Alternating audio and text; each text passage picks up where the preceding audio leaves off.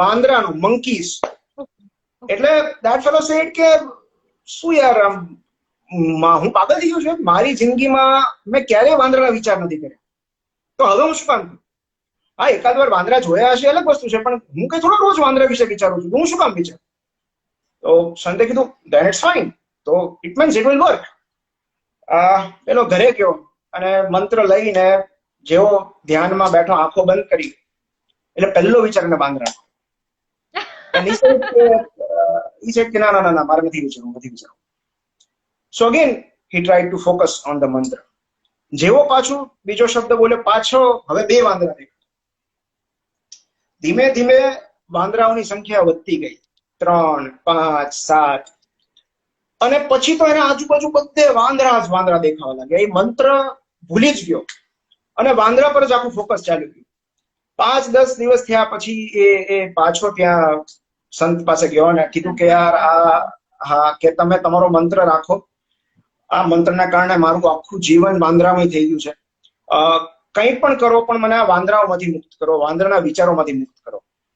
So this is how our brain is. Exactly જે વસ્તુની આપણને ના પાડવામાં આવે છે અથવા તો આપણે આપણા, ઇટ મલ્ટીપ્લાઇઝ.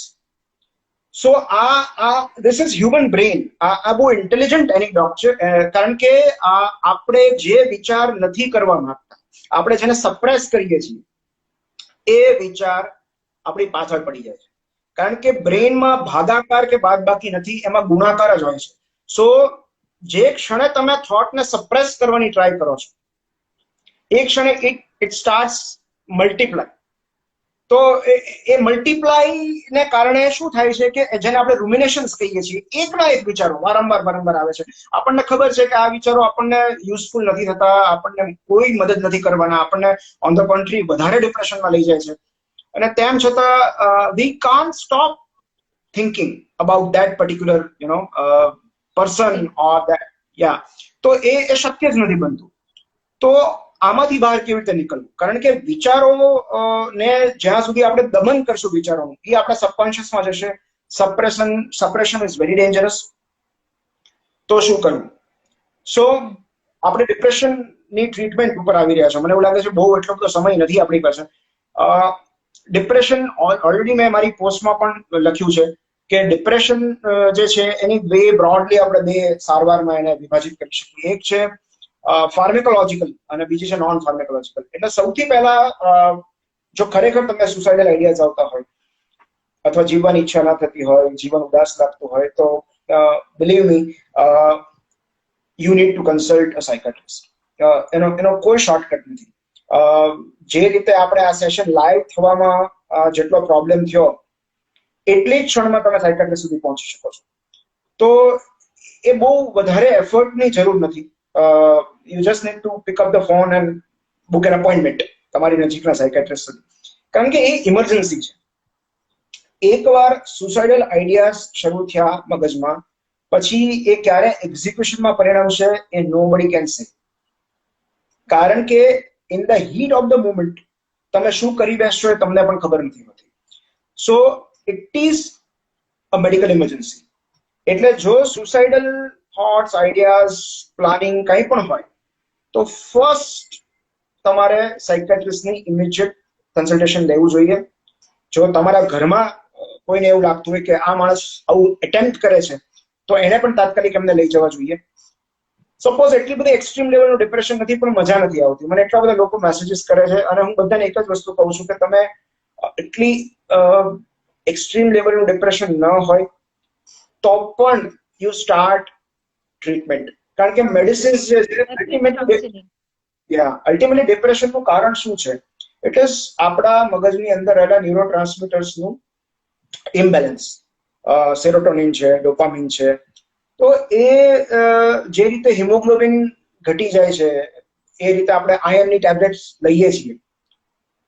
તો એ રીતે ધીસ આર ટેબ્લેટ્સ જેના કારણે મગજની અંદર રહેલા સેરોટોનિનનું પ્રમાણ વધે છે.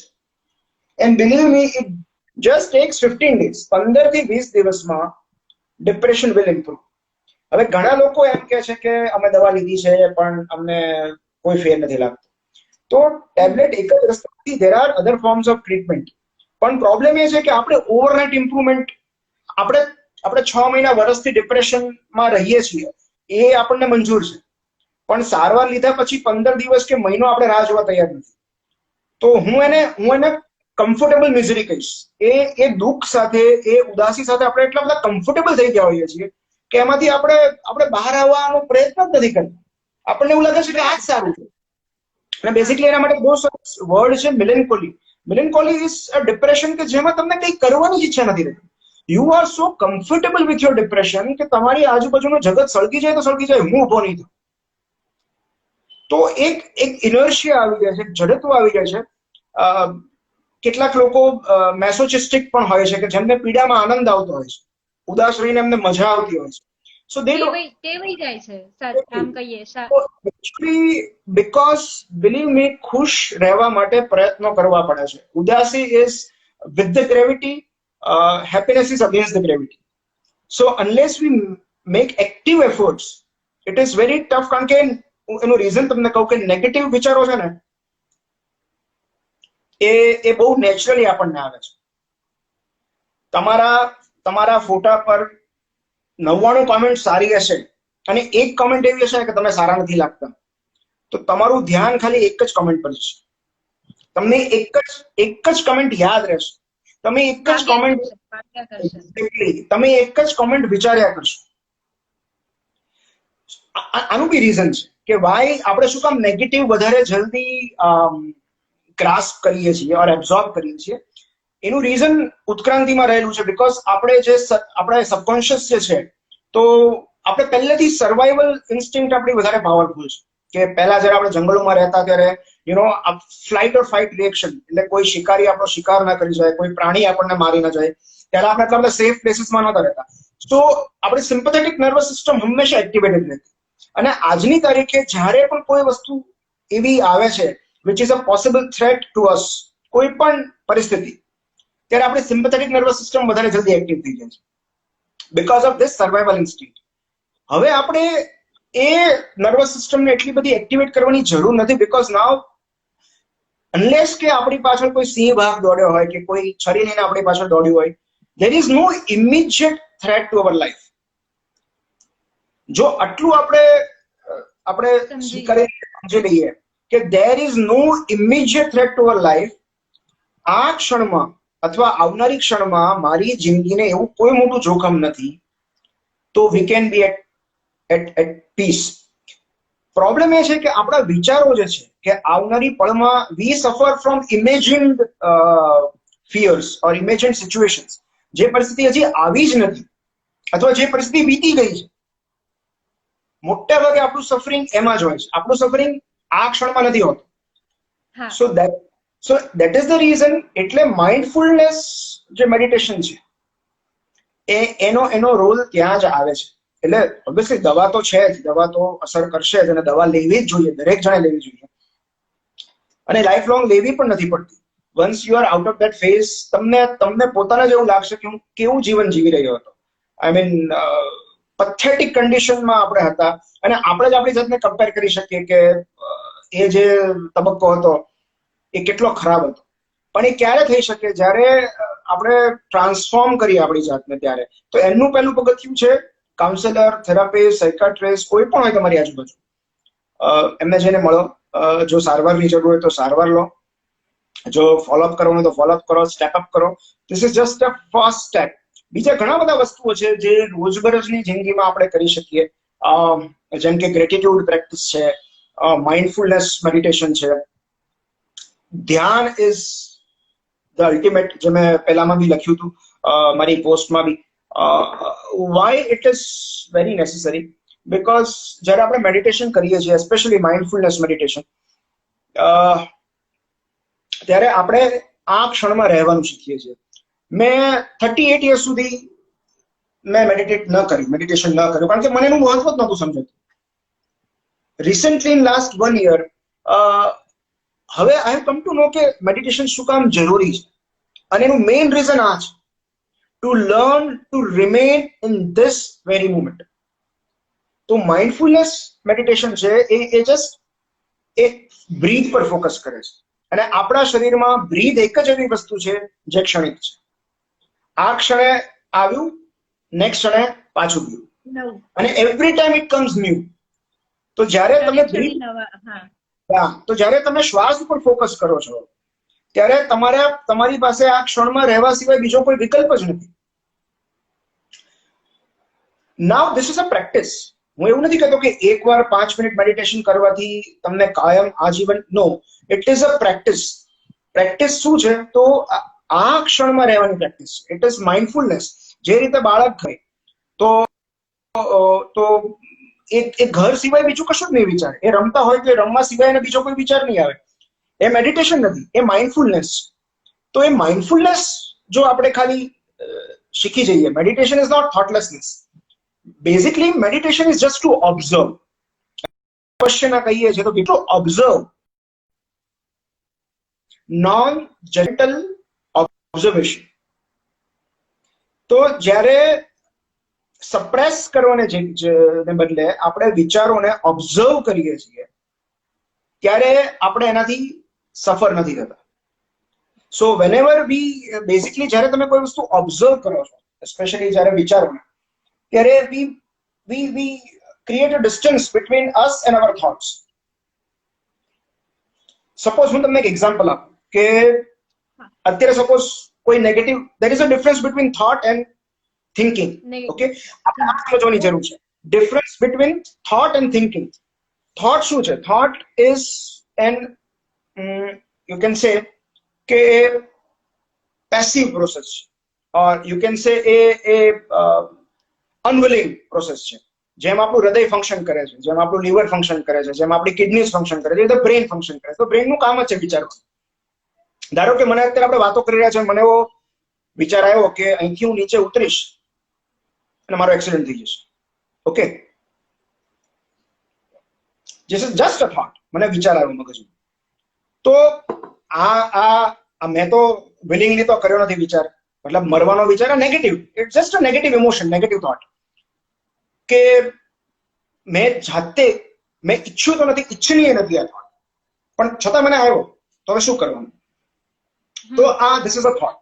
મગજ પોતાનું કામ કરી રહ્યું છે, બીકોઝ મગજ સુધી બ્લડ પહોંચે છે. મગજનું કામ છે વિચારો ઉત્પન્ન કરવાનું. તો એમાંથી એક વિચાર આવો આવ્યો છે. Now when I actively participate in that thought, it becomes thinking. Thinking is active process. Thought is passive process. હવે સમજાયું. તો જ્યારે સપોઝ હવે મને એ વિશે હું વિચારવાનું શરૂ કરી દઉં, that means I have entered into future mentally. કે પછી મને કોણ હોસ્પિટલ લઈ જશે, whether it will be a life થશે. તો હવે એ એક્ટિવ પ્રોસેસમાં પરિણમ્યું છે, right? It was just a thought. હવે એમાં મેં પાર્ટિસિપેટ કર્યું, હું એની સાથે ઇન્વોલ્વ થયો, હું એની સાથે અટેચ થયો, એટલે એ થિંકિંગમાં કન્વર્ટ થઈ ગયું. થિંકિંગ વિલિંગ પ્રોસેસ એ તમે ઇનિશિએટ કરો તો જ થાય. થોટનું એવું નથી. તો હા, આઈ એમ સોરી. એટલે એ કમ્પ્લીટલી તમે એવું કહેવા માંગો છો કે આપણા બસમાં છે, જો આપણે ઈચ્છીએ કે જો આપણે એના પર ફોકસ કરવા માંગીએ તો. એક્ઝેક્ટલી. સો એને કહેવાય છે કે do not get identified with your thoughts. You are not your thoughts. Simple. તમે જે વિચારો છો એ તમે નથી. તમને જે વિચાર આવે છે તમે નથી. So do not get identified with your thoughts. હું જો એ પરિસ્થિતિ સાથે મારી જાતને અટેચ કરી દઈશ, આઈડેન્ટિફાઈ કરી દઈશ, obviously I will B depressed. Okay, આ તો મેં એક એક્ઝામ્પલ આપ્યું છે. ઓકે, બટ સપોઝ આ મગજની એક પ્રક્રિયા છે એવું હું સમજુ છું કે મગજનું કામ છે આવો વિચાર કરવાનું. ઓકે, તું કર, I am just observing you. Depressive thoughts એ બીજું કશું નથી. They are attention seekers. જે ક્ષણે તમે એને એટેન્શન આપશો એ બંધ થઈ જશે. પણ તમે જો એને દમન કરવાની ટ્રાય કરશો, એને સપ્રેસ કરવાની ટ્રાય કરશો, ઓલા મંકીની જેમ મલ્ટીપ્લાય થશે, હાવી થઈ જાય આપણા પર. તો એ કારણ કે it will get converted into active thinking. અત્યાર સુધી ખાલી વિચાર જ હતો, હવે તમે એના ઉપર આખું આખી સિક્વન્સ ક્રિએટ કરી એના. તો ધ બેસ્ટ વે ઇઝ, જ્યારે મને આવા વિચારો આવે નેગેટિવ, જે આ ક્ષણમાં નથી, હવે પછીની ક્ષણમાં છે, what should I do? Close my eyes, એક ડીપ બ્રીથ લો, ફોકસ ઓન યોર બ્રીથ. એક જ શ્વાસ ઉપર તમે જો ફોકસ કરો આ ક્ષણમાં, you can again come back to this moment. It is not that difficult. તમે જેવા શ્વાસ ઉપર ફોકસ કરો છો, તમે આ ક્ષણ સાથે એન્કર થઈ જાઓ છો. આ શ્વાસનું કામ જ એ છે. કારણ કે તમે જો હાર્ટબીટ છે એ પણ આપણા વોલન્ટરી કંટ્રોલમાં નથી.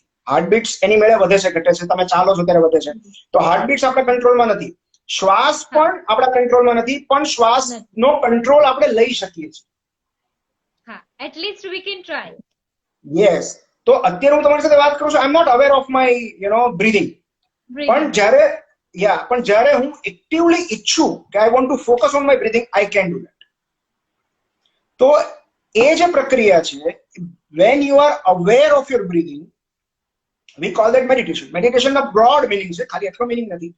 પણ અત્યારે જે હું વાત કરી રહ્યો છું, માઇન્ડફુલનેસ મેડિટેશનની વાત કરી રહ્યો છું. So you remain in this very present moment.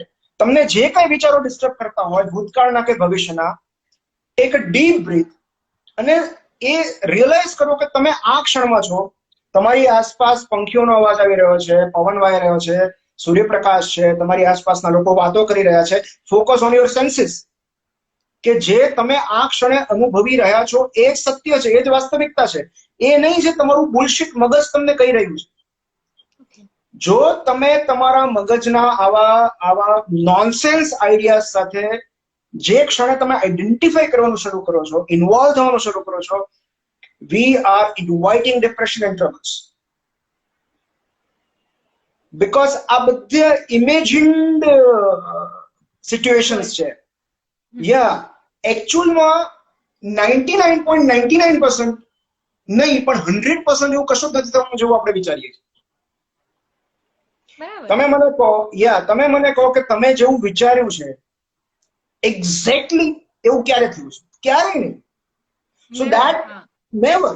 કંઈક હકીકત કંઈક બીજું જ હોવાનું છે. આગલી ક્ષણમાં શું આવવાનું છે? કાં તો વધારે હોય છે, કાં તો ઓછું હોય છે, પણ exact cut to the point એવું તો હોતું જ નથી. ટ્રુ. હું એ જ કહું છું કે આગલી ક્ષણમાં શું બનવાનું છે આપણને કોઈને ખબર નથી. પણ બીકોઝ આપણા મગજના અમુક સેન્ટર સુધી લોહી પહોંચે છે, એનું કામ જ છે આવનારી ક્ષણો વિશે નોનસેન્સ વિચારવાનું. ઓકે, તો આપણે ખાલી એને મ્યુટે નથી કરવાનું, આપણે ખાલી એને ઓબ્ઝર્વ કરવાનું છે. ઓકે, તું વિચાર, વોટ નેક્સ્ટ, મને ક્યાં ક્યાં વાગ્યું હશે, fine. So that is how, જે સ્ટોરી તમે તમારી જાતને કહો છો એ સ્ટોરીમાં તમે બિલીવ કરવા લાગો છો. તમે તમારા વિશે જે સ્ટોરીઝ ફોર્મ કરો છો, જે સ્ટોરીઝ બનાવો છો, તમે એના પર વિશ્વાસ કરવા માંડો છો. એટલે શું કહે છે ને કે if you think you can, you can. If you think you can't, you can't. તો જે તમે બિલીવ કરો છો, જે બિલીવ સિસ્ટમ તમારી અંદર છે, એ હકીકતમાં થશે જ. સો ઇફ તમે નેગેટિવ એનર્જીસ તમને બહુ ગમે છે, તમે બહુ એની અંદર ઇન્વોલ્વ થઈ ગયા છો, તો you are going to invite troubles. પણ તમારા એટેન્શન સિકિંગ થોટ્સને તમારે ખાલી ઓબ્ઝર્વ કરવાના છે. જે રીતે તમે તમારા શ્વાસને ઓબ્ઝર્વ કરો છો, just observe your feelings, observe your thoughts. એક બહુ સરસ હું તમને ઉદાહરણ આપું એના માટે. મેડિટેશનમાં એવું કહેવાય છે કે જ્યારે તમે ધ્યાનમાં બેસો અને, કારણ કે see, thoughtlessness is next to impossible. It is impossible. એક વિચાર તો, કારણ કે તમે ક્યારે થોટલેસનેસ આવે, જ્યારે તમે કોમામાં હો ત્યારે નથી આવતા, ત્યારે પણ વિચારો આવતા હોય છે. જ્યાં સુધી તમારું બ્રેઇન ફંક્શનિંગ છે, વિચારો આવવાના જ છે. નેગેટિવ વિચારો પણ આવવાના છે અને આવવાના જ છે. તો the only option we have is to get disidentified, get detached from those emotions and thoughts. We are not our thoughts. તો જ્યારે તમે ફક્ત કોઈ જજમેન્ટ વગર, સારા છે, ખરાબ છે, ફાયદારૂપ છે, નુકસાનરૂપ છે, કોઈ પણ જાતના લેબલ વગર ફક્ત વિચારોને ઓબ્ઝર્વ કરો છો, immediately they will disappear. You can try it. Okay. આની માટે એક મેટાફોર છે કે ધારો કે તમે, એટલે this is how I practice. ધારો કે તમે નદીના કાંઠા પર બેઠા છો, એ તમે છો. ઓકે, અને નદીના પ્રવાહમાં જે બોટ્સ પસાર થઈ રહી છે એ તમારા વિચારો છે. તો તમને જેવો નેગેટિવ વિચાર આવે, તમે એવું ઇમેજિન કરો કે આ નેગેટિવ વિચાર બોટમાંથી મારી સામેથી પસાર થઈ રહ્યો છે, હું ત્યાંનો ત્યાં છું. ઓકે. Okay, just પ્રતિભાવ. observe, yeah, just observe that thought and it will pass. Let it pass. જી. Okay, તો હા. આ દરમિયાન વચ્ચે વચ્ચે એ નથી ભૂલવાનું કે our main focus should be on our breathing. પણ શ્વાસ ઉપર ફોકસ કરતી વખતે જો આ વિચારો આવે તો સપ્રેસ કરવાને જગ્યાએ just observe them and they will pass. They are attention seekers, so just give them a little bit of attention, don't get involved with them and they will pass. So this is the basic je mota mota kehvay ke this is the basic thing mindfulness meditation ma ke you are not your thoughts. Do not get identified with what you are not. એ વિચારો હોય, emotions હોય. I am sad એવું નહીં, I am feeling sad. There is a difference. I am not sad. હું ઉદાસ નથી, મને ઉદાસી અનુભવાઈ રહી છે. ઉદાસી એક ઇમોશન છે which will pass. So this is a non pharmacological. જ્યારે આપણે મેડિટેશન ની વાત કરીએ છીએ ત્યારની વાત છે. મેડિટેશન થી થોડા દૂર નીકળીએ. જે ગ્રેટિટ્યુડ ટેકનિક કહેવાય છે. રોજ સવારે ઉઠીને 3 એવી વસ્તુઓ કે વ્યક્તિઓ કે પરિસ્થિતિઓ યાદ કરો જેના માટે તમે ઈશ્વરના આભારી છો. એ કંઈ પણ હોઈ શકે. It could B as simple as કે તમે આજે જીવિત છો. One more day. આપણને ખબર નથી. વન મોર ડે આઈ એમ અલાઇવ. મારી બાજુમાં જે સૂતું છે એ વ્યક્તિ જીવિત છે, એને કઈ નથી થયું રાત્રે. મારી ઉપર છત છે, ટેબલ પર બ્રેકફાસ્ટ છે, મને હું પેરાલાઇસિસ નથી થયો. તો તમને જો ખરેખર તમને ગ્રેટિટ્યુડ તમે પ્રેક્ટિસ કરશો તો એવા એન મુદ્દા મળશે. આઈડિયલી તો એવું કહેવાય છે કે તમારે લખવું જોઈએ. You should start writing your points.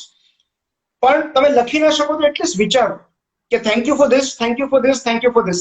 ખાલી એ ત્રણ જ એવી વસ્તુઓ તમે રોજ સવારે ઉઠીને પહેલા વિચાર કરશો. It will make a lot of difference to your day. તમારો દિવસ એટલો સુંદર જશે કારણ કે તમે શરૂઆત જ ગ્રેટિટ્યુડ થી કરેલી છે.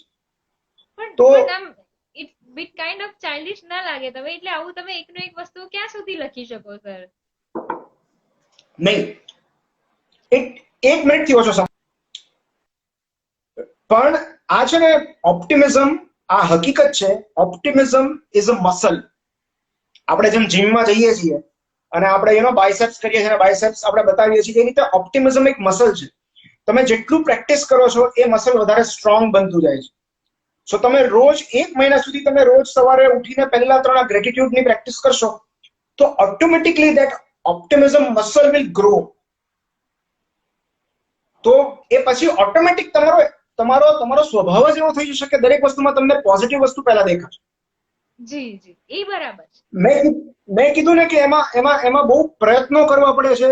આ મેં કરેલા છે એટલે I can tail it because આ મેં અનુભવેલું છે કે એ એટલું બધું અઘરું નથી. રોજ સવારે 1 મિનિટ ખાલી આને પાસે પસાર કરવી, પણ એ કરવી પડે છે. ઇવન તમે વર્લ્ડના ટોપ બિઝનેસમેન થી લઈને સૌથી સક્સેસફુલ લોકોને જોશો ને તો દરેકની લાઈફસ્ટાઈલ તમે ઓબ્ઝર્વ કરશો, એ લોકો દિવસની શરૂઆત આવી જ રીતે કરે, either with meditation or with gratitude. હજી એક સિક્રેટ ફોર્મ્યુલા. હા, તમે પેલા પૂછી લો પ્રશ્ન પછી. ના, એટલે આના પર આપણે પછી આવીશું આ ક્વેશ્ચન પર, પણ મને ફોર્મ્યુલા જાણવામાં એટલે લાઈક હમણાં જ તમે કીધું ને કે પોઝિટિવ વસ્તુઓને એટ્રેક્ટ કરો કે પોઝિટિવ વસ્તુઓ વિશે વિચારો, તો આ ફોર્મ્યુલા સાંભળવામાં પહેલા આઈ એમ ઇન્ટરેસ્ટેડ. ક્વેશ્ચન પછી કઈ ફોર્મ્યુલા? પોઝિટિવ. હવે થર્ડ વન, નેક્સ્ટ વન. હા, જે તમે કહેવાના છો. પેલા હું ભૂલી જાવ પેલા હું બુક્સ નું કહી દઉં કે રીડિંગ ઓર રાઇટિંગ. તમે any activity, writing, okay, or for that matter any activity તમને વર્તમાનમાં રાખે છે. તમે બેડમિન્ટન રમતા હો, રનિંગ કરતા હો, કોઈ પણ એક્ટિવિટી, એવું કહેવાય છે કે તમે જયારે તમારા હાથ કે પગ ચલાવવાનું શરૂ કરો છો તમારું મગજ બંધ થઈ જાય છે. તમે ટ્રાય કરજો, તમે ટ્રેડમિલ પર દોડતા હશો એ દરમિયાન તમે વિચારી નહીં શકો, કારણ કે આપણું મગજ ત્યાં બિઝી હોય છે. એક્ઝેક્ટલી. તો જ્યારે તમે સંપૂર્ણ નવરા બેઠા હો, ત્યારે જ તમને વિચારો આવે છે. જેવું તમે કંઈક એક્ટિવિટી કરવાની શરૂઆત કરો છો એ વિચારો બંધ થઈ જાય છે, કારણ કે મગજ બંને જગ્યા પર ફોકસ નથી કરી શકતું. તો જેવા હાથ કે પગ તમારા મૂવ થાય છે, તમે કંઈ ક્રાફ્ટ કરો છો કે કંઈ ડ્રોઈંગ કરો છો કે કંઈ મ્યુઝિક, એનીથિંગ, કોઈ પણ એક્ટિવિટી જે તમને ગમે છે એ તમે સ્ટાર્ટ કરો છો એટલે ઇમિડિયેટલી એ નેગેટિવ વિચારો બંધ થઈ જાય છે. તો આ ધીસ ઇઝ જસ્ટ, તો એટલે એમાં એવું છે તમે કાંઈ જ ના કરી શકો તો બેઠા બેઠા પુસ્તક તો વાંચી શકો ને. એન્ડ એસ્પેશિયલી બિલીવ મી, હું તમને એક પુસ્તકનું નામ આપું છું, તમે વાંચો, it will change your life. આ દરેકને, જેટલા લોકો જોઈન થયા છે દરેકને મારી વિનંતી છે કે મેં મારી પોસ્ટમાં બી લખેલું છે કે એકાર્ટ ટોલેનું પુસ્તક ધ પાવર ઓફ નાઉ આજને આજ એમેઝોન પર અવેલેબલ છે. આજને આજ વાંચો. તમે એવું હોય તો કિન્ડલ પર એની સોફ્ટ કોપી વાંચી લો. The power of now by Eckhart Tolle. Eckhart ટોલેની સ્ટોરી બહુ ઇન્ટરેસ્ટિંગ છે. એ માણસ સુસાઇડ કરવા માંગતો હતો. એને એક રાતે એને એવું થયું કે હવે મારે મરી જવું છે. એન્ડ એને એવું થયું, એને એવો વિચાર આવ્યો કે હું આ માણસ સાથે નહીં રહી શકું. એને પોતાની જાત વિશે એવું વિચાર્યું, જે આપણને પણ ઘણી વાર એવું લાગતું હશે. એને મનમાં એવું વિચાર્યું કે I can't tolerate this main.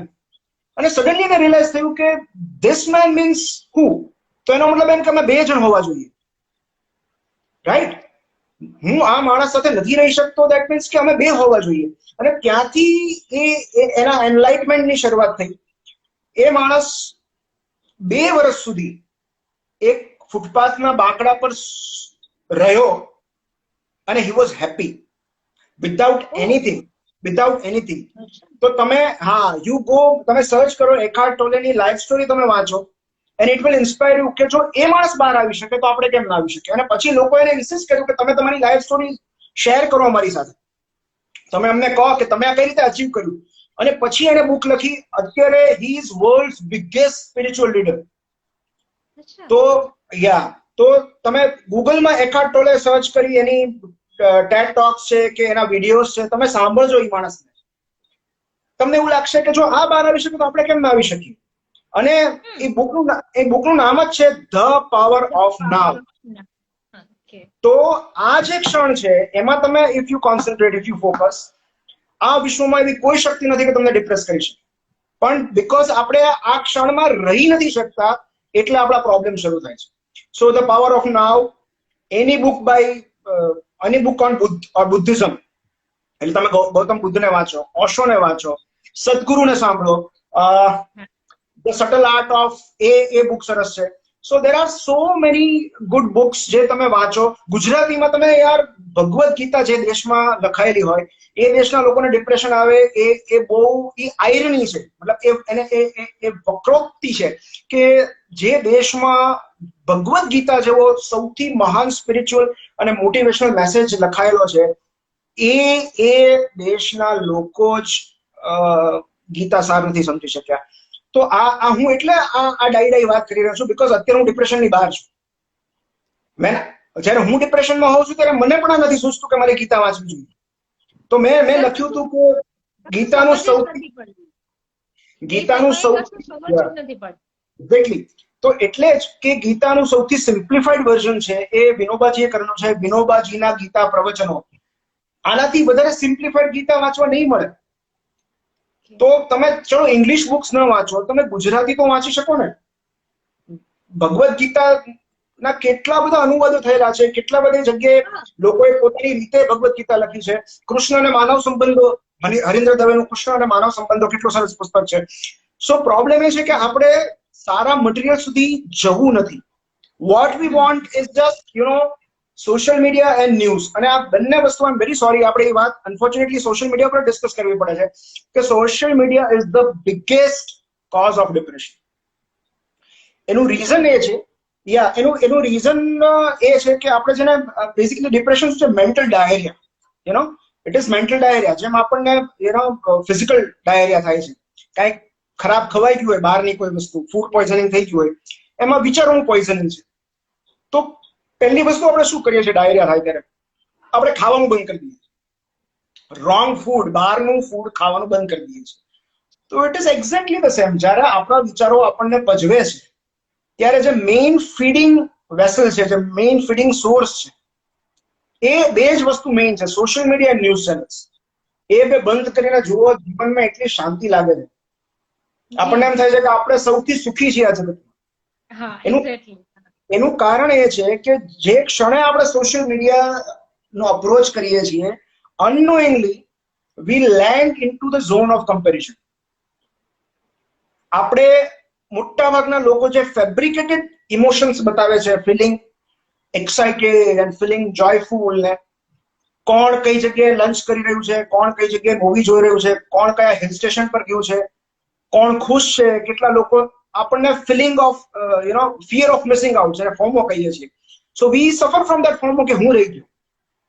અને આ જે કમ્પેરિઝન છે એને કારણે આપણને ડિપ્રેશન આવે છે, આપણો સેલ્ફ એસ્ટીમ તૂટે છે, સેલ્ફ કોન્ફિડન્સ તૂટે છે, આપણને એવું લાગે છે કે આપણે પર્યાપ્ત નથી.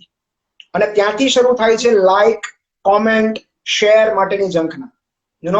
જેટલા લોકો સતત ઓનલાઈન રહે છે, it's a disease, because we seek for approval. આપણને વેલિડેશનની જરૂર પડે છે કે આપણે સારા છીએ, ઓર મારી પોસ્ટ સારી છે, મારો ચહેરો સારો છે, એની માટે મારે બીજા બધાના વેલિડેશનની, બીજા બધાના સમર્થનની જરૂર પડે છે, એટલે મારે કોન્સ્ટન્ટ ઓનલાઈન રહેવું પડે છે. બાકી તમે એક વસ્તુ સમજો કે આ જીવ, this very life is sufficient or not.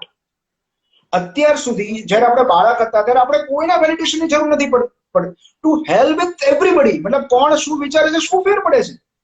જ્યારે આપણો સેલ્ફ એસ્ટીમ ડિપ થાય છે ત્યારે આપણને બીજાના સમર્થનની જરૂર પડે છે, બીજાના અભિપ્રાયોની જરૂર પડે છે, બીજાની કમેન્ટ્સ, લાઇક્સ, પેલા હાર્ટ એન્ડ ધીસ. અને આપણને, મેં માર્ક ઝકરબર્ગને લખેલો છે લેટર કે ફેસબુકમાંથી લાઇક, કમેન્ટ આ બે ઓપ્શન ડિલીટ કરી નાખો. because who are we to problem solve થઈ જશે. ના, જસ્ટ શેર રાખો. તમને કોઈ વસ્તુ ગમી છે, you can share it. who are we to comment on it? મતલબ તમારા વિચારો તમારા છે, એના ઉપર કમેન્ટ કરવાનો હું કોણ છું? મને ગમ્યું છે તો હું શેર કરીશ. ઓકે. અને જ્યારે હું પોસ્ટ કરું છું ત્યારે તમે લાઈક કરો છો કે નથી કરતા, નથી, શું ફેર પડે છે? એ મારું કેથાર્સિસ છે, એ મારું વિરેચન છે, એટલે હું મૂકું છું. I M expressing my self. તો પ્રોબ્લેમ એ છે કે સોશિયલ મીડિયા એક્સપ્રેશનના બદલે હવે કોમ્પિટિશન બની ગયું છે. તો I think we need to change format of social media somewhere.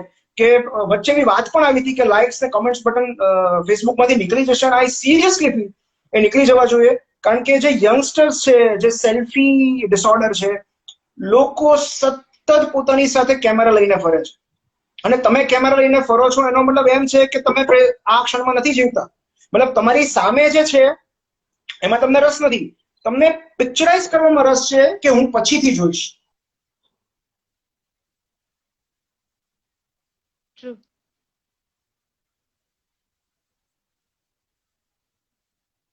There must be some problems in connection. Once again, we are very sorry for that.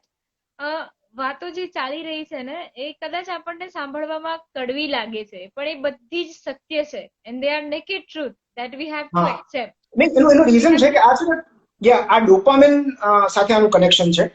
એક એક એક એડિક્શન ક્રિએટ કરે છે સોશિયલ મીડિયા. કશું જ ન હોય તેમ છતાં તમને વારંવાર ચેક કરવાનું મન થાય, કારણ કે તમને એવું લાગે છે, તમારું મન તમને એવું કહે છે કે તમને અહીંથી ખુશી મળશે. કદાચ કોઈકનો મેસેજ આવ્યો હશે, કદાચ કોઈકની કોમેન્ટ આવી હશે, કદાચ તમારી લાઇક્સની સંખ્યા વધી હશે. તો આ એડિક્શન ફોર્મિંગ છે. ધીસ ઇઝ રિવોર્ડ પ્રોસિજર, અને આ ડોપામિન સાથે લિંક છે. અને એને કારણે તમે સતત ચેક કરી રાખો છો સોશિયલ મીડિયા. ઇવેન્ચ્યુઅલી તમને ખબર છે કે અલ્ટિમેટલી તમે નિરાશ થઈને પાછા ફરો છો. સો એટલે જ્યારે તમે એક્સ્ટ્રીમ ફોર્મ ઓફ ડિપ્રેશનમાં હો ત્યારે you should stop all social media, news channels બંધ કરી દો. The world will be very peaceful. So this is one way of stopping mental diarrhea. Sir, હવે થોડીક જ મિનિટો હશે કદાચ આપણી પાસે, તો કદાચ હોઈ બી શકે વધારે, કારણ કે આપણે વચ્ચે થોડું ડિસ્કનેક્ટ કર્યું, ફરીથી કનેક્ટ કર્યું. સર, એક વાત હતી કે આ તમે એટલે લાઈક જે તમે હમણાં કહ્યું ને એ વસ્તુઓ આપણે બાળપણથી જ આપણી અંદર પોર કરવામાં આવે છે, અથવા તો થઈ જાય છે, વોટેવર, કે કેવું હોય છે કે કોમ્પિટિશન છે, કે એને આમ એક સાઈડ એવું નામ આપવામાં આવે છે કે હેલ્ધી કોમ્પિટિશન નથી હોતી તો કઈ શીખાતું નથી. એટલે ઓલવેઝ તમે કોમ્પિટિશનમાં છો એવી રીતે તમે જીવો, પણ કોમ્પિટિશન ક્યાંક ને ક્યાંક મેન્ટલ હેલ્થને બહુ જ ડેમેજ કરે છે. સી એના લેટ વિશે શું કહો છો તમે? લેટ મી ટેલ યુ કે હેલ્ધી કોમ્પિટિશન ઓક્સિમોરોન છે. કોમ્પિટિશન ક્યારે હેલ્ધી નથી હોતી. Okay. It can never be healthy. અને તમે મને કહો કે આ જગતમાં મનુષ્ય સિવાય બીજો કયો જીવ છે જે એકબીજાને કમ્પેર કરે છે? તમારી બાજુમાં આસોપાલવની બાજુમાં તુલસીનો છોડ હોય તો તુલસીનો છોડ બળીને ખાક નથી થઈ જતો કે કેટલો ઊંચો ગયો છે આસોપાલવ. આસોપાલવ કેટલો મોટો તો છે. ઇવન કીડીને પણ પોતાનું મહત્વ ખબર છે આ બ્રહ્માંડમાં. Each and every creature is important. અને આપણે એ વાત નથી સમજી શકતા એટલે આપણે કમ્પેર કરી રાખીએ છીએ. સો બીકોઝ આપણને બાળપણમાં કોઈએ એ કહેલું નથી કે આપણે કેટલા યુનિક છીએ. Mean everybody of us we all are unique. આપણી બીજી કોપી પોસિબલ જ નથી. તો મારામાં જે છે ક્વોલિટીઝ તો તમારામાં જે ક્વોલિટીઝ છે બીજા કોઈમાં શક્ય જ નથી. તો એ જે આખી કમ્પેરિઝનની જે કે કોમ્પિટિશનની ગેમ જે છે રાઈટ. તો આમાં એક બહુ સરસ વાત છે કે જ્યારે હું તમારી સાથે કમ્પીટ કરું છું ને ત્યારે આઈધર બે જ શક્યતાઓ છે, કાં હું તમારાથી પાછળ રહી જઈશ અને કાં હું તમારી આગળ નીકળી જઈશ. પણ જે ક્ષણે હું મારી કોમ્પિટિશન બંધ કરું છું એ ક્ષણે હું રેસ જીતી જાઉં છું. કારણ કે મારી પાસે બીજી 10 દિશાઓમાં શક્યતાઓ ખુલી જાય છે. હું આમ પણ જઈ શકું, આમ પણ જઈ શકું, right. And why should I follow you? મતલબ તમે આગળ જાઓ છો તો તમે દોડો છો તો મારે શું કામ તમારી પાછળ દોડવું જોઈએ? પોસિબલ છે કે કદાચ આઈ કેન ફ્લાય, હું ઉડી શકું. But if I stop comparing. So problem એ છે કે આપણી અંદર રહેલી યુનિક ક્વોલિટી આપણે ડિસ્કવર ઓર એક્સપ્લોર નથી કરી શકતા. એન્ડ ધેટ્સ વાય આપણને ઇન્સિક્યુરિટી ફીલ થાય છે કે યાર આના જેવું તો આપણી લાઈફ નથી. So what you focus on grows. તમે જેના પર ફોકસ કરો એ ગ્રોથ હશે. તમે બીજી વ્યક્તિ પર ફોકસ કરશો તો એ ગ્રોથ હશે. તમે સેલ્ફ પર ફોકસ કરશો તો સેલ્ફ ગ્રોથ હશે. તો તમારે શેના પર ફોકસ કરવું છે આપણે નક્કી કરવું છે. બરાબર છે. અને આ બધામાંથી ધીરે ધીરે ધીરે ધીરે એટલે જે વિચાર શક્તિ આપણી કેળવાતી જશે એટલે એ ઇટ્સ અ મેન્ટલ હેલ્થ. એ તમારે શું બનવું છે, તમારે કઈ દિશામાં જવું છે, that you have to think and you have to decide and you have to start working on it. Very true. સાચી વાત છે. સર કેવું હોય છે બેઝિક પ્રશ્ન કે કોન્ફિડન્સ આપણો બિલ્ડ કેવી રીતે કરવો? વધારવો એ તો પછીનો વસ્તુ છે, પણ બિલ્ડ કેવી રીતે કરવો? હું તમને ઊંધું પૂછીશ, કોન્ફિડન્સ ઘટાડવો કેવી રીતે? કારણ કે આપણા બધામાં કોન્ફિડન્સ છે જ. બરાબર છે. ઓકે. પણ તો ઘણી વાર હોય છે એવું એક ઝીઝક હોય છે, એક બીક હોય છે. આપણે બધું જ જાણતા હોય છે. મેં એન્જિનિયરિંગમાં પણ ઘણા બધા સ્ટુડન્ટ્સને જોયા છે. ઇનફેક્ટ મેં પણ ઘણી વાર એવું કર્યું છે. બધો જ કોર્સ કમ્પ્લીટ થઈ ગયો છે, બધો જ કોર્સ ટ્યુશનમાં કમ્પ્લીટ થઈ ગયો છે, મેં રિવાઇઝ કરી લીધું છે 2 times, બટ સ્ટીલ મને બિફોર એક્ઝામ એટલે 10 મિનિટ્સ પહેલા એવું થાય લાઈને એકવાર વાંચી લો, એકવાર રિવાઇઝ કરી લો, એકવાર કીવર્ડ્સ જોઈ લો, એકવાર કી પોઈન્ટ્સ જે નોટ્સ બનાવી છે એ ચેક કરી લો. મારા પપ્પા ડોક્ટર છે, એ પણ મને એવું જ કીધા હતા કે બેટા before 1 or 2 hours you have to be relax, cool and calm. પણ એ નથી થતું સર. એટલે એ કેવું હોય છે કે કોન્ફિડન્સ બિલ્ડ કેવી રીતે કરવો, કોન્ફિડન્સ લાવવો કેવી રીતે? હું તમને જે તમે કહો છો ને it is not lack of confidence, એ એન્ઝાઇટી છે. તમને લોભ છે કે હું થોડુંક વધારે વાંચી લઉં. લેક ઓફ કોન્ફિડન્સ ત્યારે કહેવાય જ્યારે તમને યુ આર નોટ શ્યોર કે તમે પેપરમાં લખી શકશો કે નહીં, તમારા માર્ક્સ આવશે કે નહીં. That is lake of confidence. તો કોન્ફિડન્સ માટેનો એક જ ફોર્મ્યુલા છે જે અત્યારે મને સૂચે છે કે જે ક્ષણે તમે એક્શન ઉપરથી ફોકસ લઈને પરિણામ ઉપર ફોકસ લઈ જાવ છો ત્યારે તમારો કોન્ફિડન્સ તૂટે છે. If you focus only on your actions you are confident, કારણ કે એ તમારા હાથમાં છે. પણ જે ક્ષણે તમે પરિણામનો વિચાર કરો છો કે એ એક્શનના રિપરકશન્સનો વિચાર કરો છો, યુ લૂઝ કોન્ફિડન્સ, કારણ કે તમારા હાથમાં નથી. સો અગેન ગીતા કર્મણ્યેવાધિકારસ્તુ. તો જો તમે ફક્ત કર્મ ઉપર ફોકસ કરો છો, there is no reason why you should lose confidence, right? કારણ કે આજે સપોઝ હું બેટિંગ કરવા જાઉં છું તો બોલ ફેસ કરવો મારા હાથમાં છે. I am confident that I will be able to play it middle of the bat. હું આઉટ થઈશ કે નહીં મારા હાથમાં જ નથી. હું પેપર લખું મારા હાથમાં છે. આઈ એમ કોન્ફિડન્ટ કે હું પેપર લખીશ, આઈ વિલ ગીવ માય 100%. પરિણામ કેટલું આવશે એ મારા હાથમાં જ નથી. સો જે ક્ષણે આપણે પરિણામનો વિચાર કરીએ છીએ કોઈ પણ પરિસ્થિતિમાં, we are bound to lose confidence. So confidence maintain કરવાનો એક જ રસ્તો છે, focus on what you can do. જે તમારા કંટ્રોલમાં છે જ્યાં સુધી એના પર ફોકસ કરશું વિલ રિમેન કોન્ફિડન્ટ. જે આપણા કંટ્રોલમાં નથી જ્યારે એનો વિચાર કરશું ઓબ્વિયસલી કોન્ફિડન્સ જવાનો છે. એટલે અગેન પાછું જ્યાંથી આપણે સ્ટાર્ટ કર્યું હતું કે વર્તમાનમાં જીવો. તો એ સિવાય તમે ક્યાં જીવી શકવાના છો? મને વર્તમાન સિવાય આપણા માટે જીવવું પોસિબલ જ નથી. એ તો આપણું મગજ આપણને ક્યાંક લઈ જાય છે, એને આપણે એન્કર કરવાનું છે આ ક્ષણ સાથે, અને એ એન્કર કરવા માટે વી નીડ સમ બેઝ. તો અત્યારે આપણે શ્વાસનો બેઝ લીધો છે માઇન્ડફુલનેસ મેડિટેશનમાં. સમય જતા કદાચ એની પણ જરૂર નહીં પડે. સપોઝ આજે ફોનમાં મને કોઈ ધમકી આપે છે કે હું જોઈ લઉં છું તને, બરાબર, તો જેવી ધમકી આપશે એ ધમકી આ ક્ષણમાં છે. ફોન જેવો મૂકાણો એક ક્ષણ પૂરી થઈ ગઈ, નેક્સ્ટ ક્ષણમાં આઈ એમ એબ્સોલ્યુટલી સેફ. પણ હું તરત ભવિષ્યમાં પહોંચી જઈશ કે હવે ક્યારે આવશે, શું લઈને મને મારશે. સો પ્રોબ્લેમ એ છે, અને આની પાછળનું રીઝન છે આ સર્વાઇવલ ઇન્સ્ટિંક્ટ છે આપણી, ફ્લાઇટ ઓર ફાઇટ રિએક્શન. આપણી સિમ્પેથેટિક નર્વસ સિસ્ટમ એક્ટિવેટ થાય છે જે આપણને સર્વાઇવ કરવામાં મદદ કરે છે. પણ એ એટલી બધી વધારે પડતી ફાયર કરતી હોય છે ક્યારેક કે આપણને હેરાન કરવા લાગે છે, અને એ ક્ષણે આપણે પેરાસિમ્પેથેટિક નર્વસ સિસ્ટમ જેને PNS કહીએ એને એક્ટિવેટ કરવું પડે. અને પેરાસિમ્પેથેટિક નર્વસ સિસ્ટમ એક્ટિવેટ કરવાનો એક જ રસ્તો છે, deep breathing with full focus, મતલબ વિથ અવેરનેસ. તો જે ક્ષણે આપણે ડીપ બ્રીથ